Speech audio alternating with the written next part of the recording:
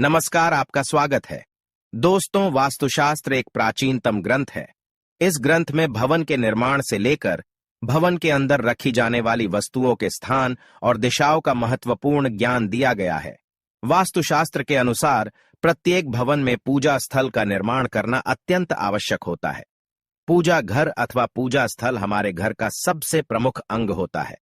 इस स्थान पर सकारात्मक ऊर्जा का निर्माण होता है और यह ऊर्जा संपूर्ण घर में संचारित होती है, जिससे घर का वातावरण शुद्ध और पवित्र रहता है। पूजा घर बनवाते समय भी हमें वास्तु के नियमों का पालन जरूर करना चाहिए, क्योंकि शास्त्रों में पूजा घर के संबंध में बहुत ही महत्वपूर्ण नियम बताए गए हैं।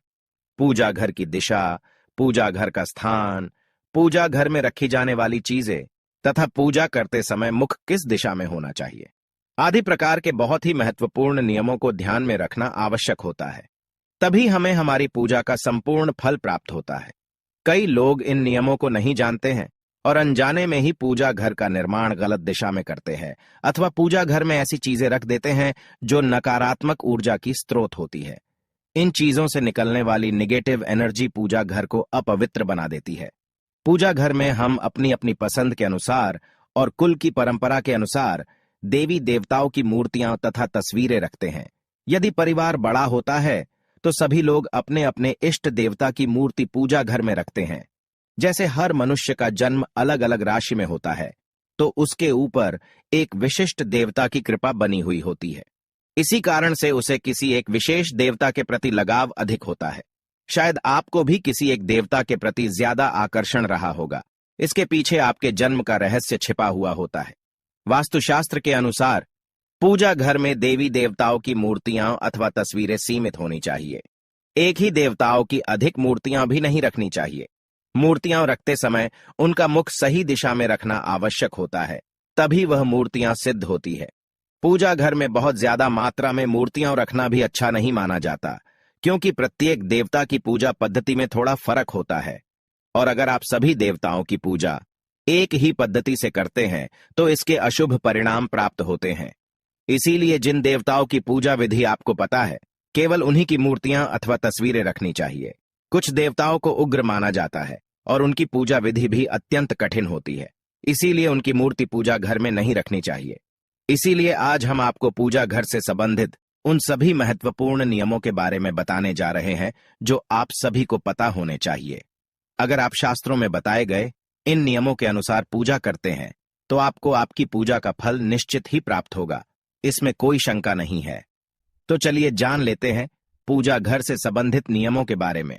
सबसे पहली और बड़ी गलती जो अक्सर हम सभी से हो ही जाती है, वो है मंदिर को अस्वच्छ रखना। पूजा घर में मंदिर को, जिसमें आप भगवान को स्थापित करते हैं, कभी भी अस्वच्छ नहीं रखना चाहिए। साथ ही हमें भी पूरी तरह से स्वच्छ होकर ही पूजा घर में जाना चाहिए। चप्पल जूते पहनकर या गंदे पैरों से पूजा घर में नहीं जाना चाहिए। दूसरी महत्वपूर्ण बात यह है कि हमारे पूजा घर का दरवाजा कभी भी दक्षिण दिशा में खुलने वाला बिल्कुल भी नहीं होना चाहिए। दक्षिण दिशा मृत्यु के देवता यमराज की दिशा मानी जाती है। इस दिशा में भगवान के लिए लगाए गए दिए की ज्योत भी नहीं होनी चाहिए।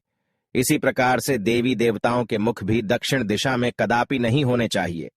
साथ ही यह भी ध्यान रखें कि देवी देवताओं के मुख एक दूसरे के आमने सामने ना हो। तीसरी बात है, पूजा घर में कभी भी खड़े हुए और नाचते हुए गणपति की मूर्ति ना रखें। तांडव करते हुए भगवान शिव की मूर्ति अथवा तस्वीर ना हो। हनुमान जी की तथा माता की रौद्र रूप में फोटो या मूर्ति कभी भी नहीं लगानी चाहिए। किसी भी भगवान की हमेशा ही शांत और बैठी हुई अवस्था में, अर्थात विराजमान अवस्था में ही मूर्ति होनी चाहिए। पूजा घर में किसी भी देवता की खंडित मूर्ति कभी नहीं रखनी चाहिए। चौथी बात है, पूजा घर में भूलकर भी किसी जीवित या मृत व्यक्ति की तस्वीर देवताओं के साथ नहीं लगाएं। यह बिल्कुल भी शुभ नहीं माना जाता है। कई लोग साधु संतों की तस्वीरें अथवा मूर्ति पूजा घर में भगवान के पास रख देते हैं। वास्तुशास्त्र में ऐसा करना शुभ माना नहीं गया है।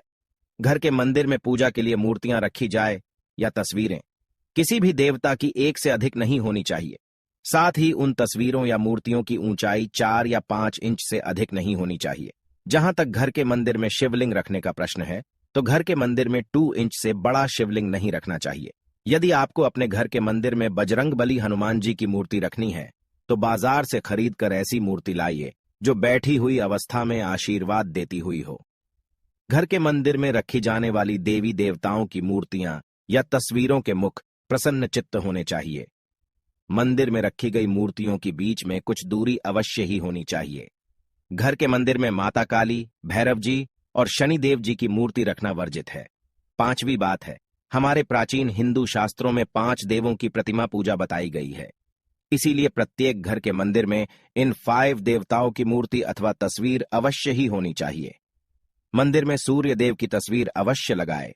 गणेश जी, भगवान विष्णु, मां पार्वती और भगवान शिव, इन 5 देवताओं की पूजा घर में अवश्य होनी चाहिए, तभी वह पूजा घर संपूर्ण होता है। शास्त्रों में यह भी वर्णित है कि पूजा घर में देवी देवताओं की प्रतिमाएं हमारे अंगूठे से बड़ी नहीं होनी चाहिए। यदि इससे बड़ी मूर्तियां हम रखते हैं तो उनकी प्राण प्रतिष्ठा करानी चाहिए और उनकी विशेष पूजा के नियमों का पालन करना चाहिए। ध्यान रहे, पूजा घर में भूल से भी किसी भी देवी देवता की खोखली मूर्ति नहीं रखनी चाहिए। मूर्ति मिट्टी की हो अथवा धातु की, वह कभी खोखली ना हो। ऐसी मूर्तियां जल्दी खंडित हो जाती है। मंदिर में चित्र लगाते समय ध्यान में रहे कि देवी देवताओं के चित्र फटे हुए अथवा धुंधले ना हो। छठी बात है, घर में देवी देवताओं की उग्र प्रतिमाएं अथवा चित्र भी ना लगाएं। भगवान का जो रूप आपको प्रिय हो, वही रूप आपके सामने होना चाहिए। देवताओं के उग्र रूप से मन में भय की स्थिति निर्माण होती है। साथ ही घर के छोटे बालक देवताओं के ऐसे उग्र रूप को देखकर भयभीत हो सकते हैं और उनके मन में भगवान के लिए प्रेम कम होने लगती है। इसीलिए पूजा घर में सदैव ही प्रसन्न मुद्रा वाली मूर्ति ही रखनी चाहिए, जिन्हें देखकर मन में प्रेरणा जागृत हो। 7वीं बात है, प्राचीन काल से जो चलन है उसके अनुसार लकड़ी, पत्थर, सोने, चांदी या पीतल जैसी धातुओं की मूर्तियां ही घर में रखनी चाहिए। वैसे धातु की मूर्तियां महंगी होने के कारण आजकल पत्थर की मूर्तियों को भी बहुत से लोग घर में पूजा के लिए रखते हैं। पाषाण की मूर्ति सर्वश्रेष्ठ मानी गई है, क्योंकि इन्हें स्वच्छ करना आसान होता है। धातु की मूर्ति भी उत्तम होती है, क्योंकि ये जल्दी नहीं टूटती है। मिट्टी की मूर्ति रखने पर इनके टूटने की संभावना बनी रहती है और इन्हें स्वच्छ करना भी कठिन होता है। इसीलिए घर के मंदिर में ऐसी मूर्तियां रखें जो टूटे नहीं और उन्हें आसानी से स्वच्छ किया जा सके। घर के मंदिर में भूल से भी प्लास्टिक की अथवा प्लास्टर ऑन ऑफ पेरिस की मूर्तियां ना रखें। वास्तुशास्त्र में ऐसी मूर्तियों की पूजा करना अशुभ माना गया है। 8वीं बात है, वास्तुशास्त्र के अनुसार घर में मंदिर का स्थान कहाँ पर होना चाहिए। दोस्तों, भगवान तो इस संसार के कण कण में विराजमान है, लेकिन जहां बात करें मंदिर की, तो उसके लिए निश्चित स्थान की आवश्यकता होती है, ताकि ईश्वर का स्मरण करते समय हमारा ध्यान केंद्रित हो। इसके लिए वास्तुशास्त्र में पूर्व दिशा का निर्धारण किया गया है। यदि मंदिर को पूर्व और उत्तर की दिशा के मध्य में बनवाया जाए तो यह सर्वोत्तम होता है, क्योंकि यह स्थान सकारात्मक ऊर्जा का स्थान होता है। इसी दिशा से सकारात्मक ऊर्जा घर में प्रवेश करती है। लेकिन ध्यान रहे, आपके घर का मंदिर वॉशरूम या शौचालय से दूरी पर होना चाहिए। अपने घर का पूजा स्थल ऐसे स्थान पर कदापि न बनाएं जहां पास में वॉशरूम हो, क्योंकि वॉशरूम या शौचालय नकारात्मक ऊर्जा का क्षेत्र है। ऐसे स्थान पर मंदिर बनाने से अशुभ परिणाम प्राप्त होते हैं। पूजा करते समय नकारात्मक ऊर्जा आपको प्रभावित कर सकती है। पूजा घर शयन कक्ष में भी नहीं होना चाहिए। 9वीं बात है, घर के मंदिर के संबंध में यह एक महत्वपूर्ण बात यह भी है कि जहां तक हो सके घर का मंदिर आपके उठने बैठने की जगह से ऊंचा होना चाहिए, क्योंकि सभी देवी देवता का स्थान हम सबसे ऊंचा है। यदि घर में पूजा के स्थान के लिए एक अलग ही कमरा दिया जाए तो सर्वोत्तम होगा। घर के मंदिर में कभी भी बिखरा हुआ सामान नहीं होना चाहिए। देवी देवताओं की मूर्तियां, पूजा सामग्री एवं अन्य धार्मिक पुस्तकें आदि अपने अपने स्थान पर रखी होनी चाहिए। कभी कभी ऐसा देखा जाता है कि लोग लापरवाही में पूजा स्थान पर वस्तुओं को बिखरा कर रखते हैं। ये वस्तुएं हमारी पूजा में बाधा निर्माण करती है, जिससे हमारा ध्यान भटकने लगता है। इसीलिए पूजा घर में सामग्री को सदैव ही व्यवस्थित रखना चाहिए। घर के मंदिर में पूजा करने के बाद जली माचिस की तीली, मुरझाया हुआ फूल, जली हुई काली बाती आदि को हटा देना चाहिए। अपने पूजा स्थल को साफ सुथरा रखना चाहिए। घर के मंदिर में बिखरी और जली हुई माचिस की तीली नहीं होनी चाहिए। यदि दीपक जलाने के लिए आपने पूजा घर में माचिस रखनी ही है तो उसे किसी कागज या कपड़े में छिपाकर रखना चाहिए। उसे सामने नहीं रखना चाहिए।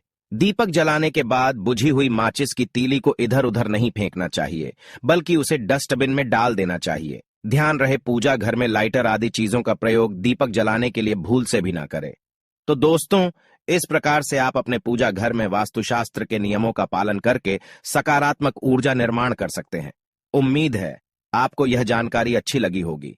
वीडियो को लाइक जरूर करें, कमेंट में जय श्री कृष्ण अवश्य लिखें, साथ ही चैनल को सब्सक्राइब जरूर करें। आप सभी का धन्यवाद।